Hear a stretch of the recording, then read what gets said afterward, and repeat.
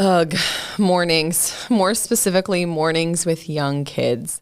Let me make this abundantly clear. I am 100% a morning person. The early bird gets the worm. That's me. I love mornings and time to myself. I love to get a good workout, a healthy-ish breakfast. And if I have time to shower and get ready before work, I am golden. Enter my brood of children's. Morning with kids can suck so easily. There's so many things to do, so many socks and so many shoes, so much potential for crying. Things can get out of hand in the blink of an eye or the flop of a toddler on the floor. Emotions are running high, and we all know that you are more than likely running behind, and it's just a shitty way to start the day. I'm Tracy Bingaman. I'm a full-time working mom of 5 who got sick, burned out, quit my job, and now I teach women how to mom smarter, not harder. The pressures of modern motherhood are intense. You're a busy working mom juggling all the balls and living in fear of dropping the exact wrong one. Here you'll find the tools you've been searching for to confidently prioritize your life and optimize your ability to rock all the hats that you choose to wear. I'll show you how to break through your limiting beliefs so you'll have more time and more money than you know what to do with. Because even in the busiest seasons of life, you can grow to master your money, own your time, and be the mom with all the margin. This is Fulfilled as a Mom. Fulfilled as a Mom is supported by Curl Vitality. I'm embarrassed to admit that I've been using my diffuser wrong for years. Curl Vitality's diffusing guide includes 5 step-by-step ways to diffuse, and each one tells you the specific results you'll get. If you're looking to reduce frizz, define your curls, and increase or decrease volume, you'll know exactly which diffusing method to choose. My favorites are the hover diffusing for curlies routine and the upside-down curly approach. This guide includes written printable instructions, and also a video, so you'll never feel lost or unsure what the steps exactly look like. The best part, it's free. Tap the link in the show notes to start using your diffuser to get the exact results you want for your curly hair today. If you've ever tried to get any number of tiny humans out the door to school or daycare by a certain time of day, you know the plight of trying to juggle the coffee, the school project, the backpacks, the reheated waffle, and your work bag and your pumping bag while rushing out the door and herding kids into car seats. Mornings can be a huge source of stress, especially for working moms. We have all been there.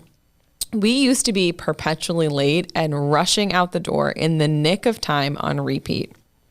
When I was working in the OR, I had surgeries that started at 7:30, which meant that I had to be at the hospital by 7 to get changed and ready for the OR, which meant that I had to be at daycare by 6:35 at the latest.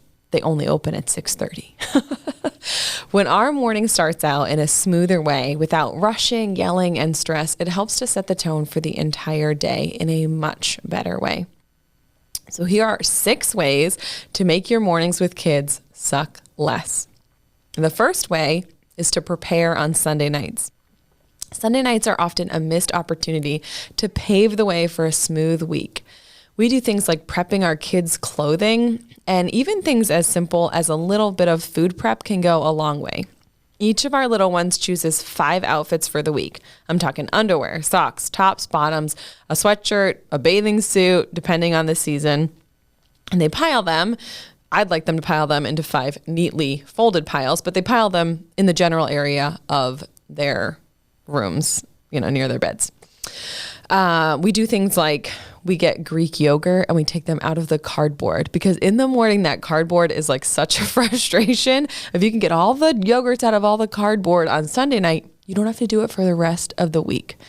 On Sunday nights, Dan and I also have our meeting. We call it our parental powwow. Dan named it. It's a recurring meeting that we have in the fancy digs of our bedroom at 8 p.m. each Sunday night after our little kids are in bed. We review several things, but the most important one relative to making mornings with kids suck less is knowing who is dropping kids off at daycare each day of the week. This helps us to plan what time we have to wake up, if we have to wake the kids up, if we're planning to work out, and really what time we need to be out the door to get to work on time that day if daycare drop-off is our job. The second thing is to start the night before. Anything that you can do the night before, particularly after your kids are in bed, is super helpful the next morning. Your future self will thank you. There's something about filling up 3 water bottles at 8 p.m. that doesn't stress me out at all. The kids aren't running around like chickens with their heads cut off. When I fill them in the morning, when someone is crying because I'm insisting they wear socks again, it puts me over the edge.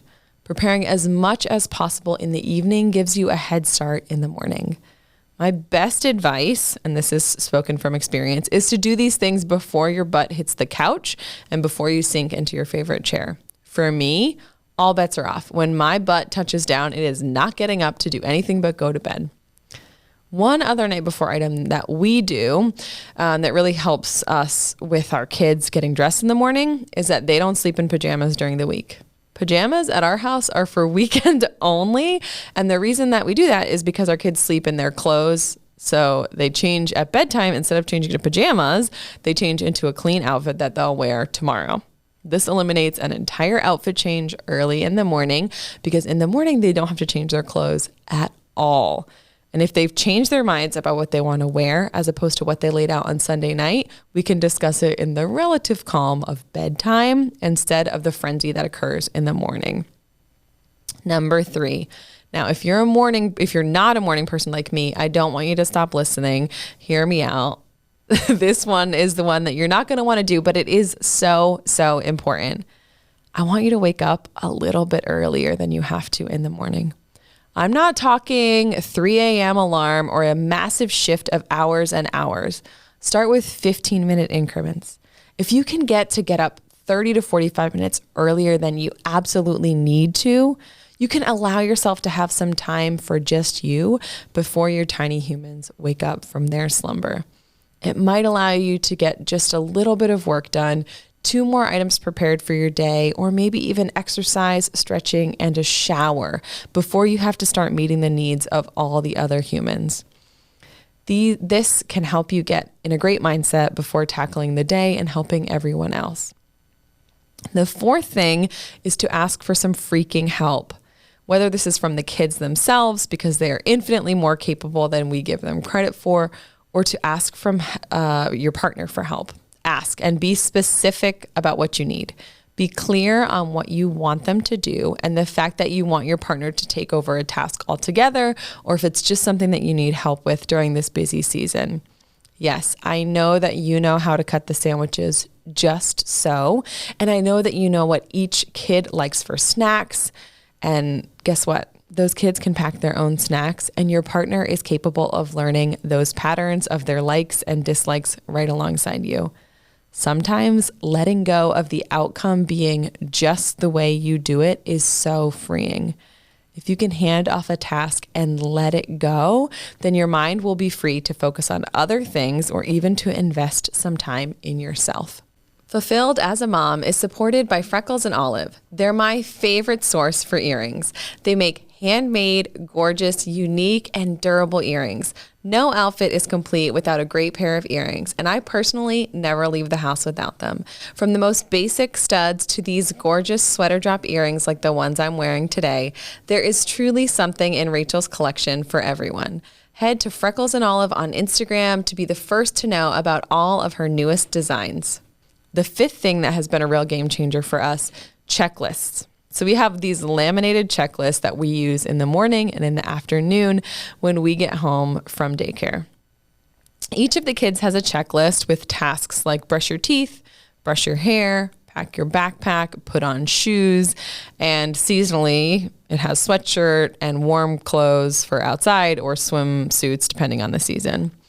It has words for the kids that are old enough to read, and it has pictures for those that can't read the words yet, and a checkbox. These are sheets that I made up specifically for each kiddo so they each have their name on it. Colby is in elementary school, so his checklist has items like his computer and his homework. And in doing the checklist, it's now his job to make sure that those things are in his backpack. Instead of feeling like I'm ultimately responsible for every single thing and like I'm herding cats all morning long, I refer them to their checklists when they say like, I'm ready, and they're walking around with no shoes and no shirt on and no backpack in sight. At our house, the rule is that you can play quietly with puzzles or trucks once you are done with your checklist, if you have time before you get in the car. And no, checking all the boxes doesn't count unless you actually do the damn item on the list. There is still a fair amount of reminding that I do, especially with our 3-year-old. She thinks she's doing things and she'll check them off, but I need to double check her. But our boys, who are 5 and 7, they are responsible for the items on their checklist, and they know this. Colby understands that if he doesn't pack his homework, he doesn't bring his computer or his folder, he will be without them for the day. I'm not bailing him out. If he doesn't pack his breakfast, he may feel hungry. If his karate uniform doesn't go in his bag, he won't be able to participate in karate that day. This helps to transfer the responsibility in an age-appropriate way to the kids. It also gives kids an opportunity to have ownership and to live with the disappointment that comes with when they forget something. It's okay for them to live with the consequences of not remembering that it was Tuesday and they need their karate uniform. If you don't prioritize your list as a kid, you could have some discomfort, and that is really great training for adulthood, because that is what happens when you are an adult in the real world. The sixth and final thing to make mornings suck less, and this is probably the hardest one for me, is to stay calm. When I feel stressed and rushed, I get really short with the kids. I have a low threshold, and that stupid clock on the microwave is just glaring at me, telling me that we're running late. One thing that has helped me to stay calm is to get up a little bit early in the morning. These extra minutes of margin make a lot of difference for me, and I don't feel like I'm in a pressure cooker. Another thing is giving myself a buffer. If the absolute latest time that we can be rolling down the driveway is 6:30, I will pretend we have to be out by 6:15.